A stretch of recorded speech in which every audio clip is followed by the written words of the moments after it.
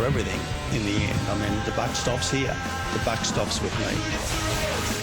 Well, Josh Frydenberg is the PM's right-hand man, and he joins us now. Josh, how's that whole barnacle removal process going for you?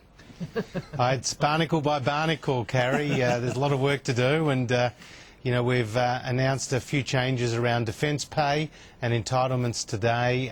We'll continue to negotiate with the crossbenchers on the higher education reforms and the Medicare co-payment, but it's not easy with this Senate, so it's piece by piece. Speaking of barnacles, Josh, you picked up a few more at the weekend. The Liberal, Jeff Kennett, former Premier of Victoria, the state where you hold a seat, called your government a shambles. What do you say to Mr Kennett?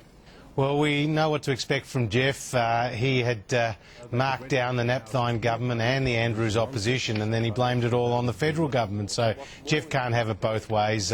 Look, I like Jeff. He did a great job for Victoria, but certainly in Canberra we're getting on with the job of governing, and it's not easy with this Senate, but we're pretty proud of what we've achieved just this year. Josh, on the issue of the ABC, the Prime Minister said his actions were at odds with his words. That's code for broken promise, yeah? What he said, Pete, was that the budget had deteriorated.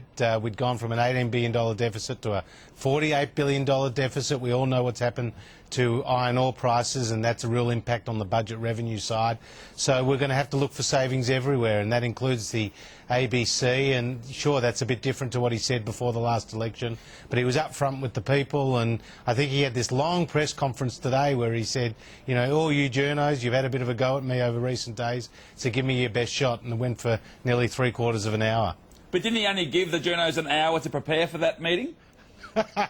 Isn't that long enough for a journo? I would have thought they can write an article in 10 minutes. They certainly don't need too long to prepare for that type of interview. So do you think he'll still be your boss this time next year? Oh, absolutely. You know, I think disunity is death in politics, so you don't want to see any changes. But we're getting on with the show. All right, Josh.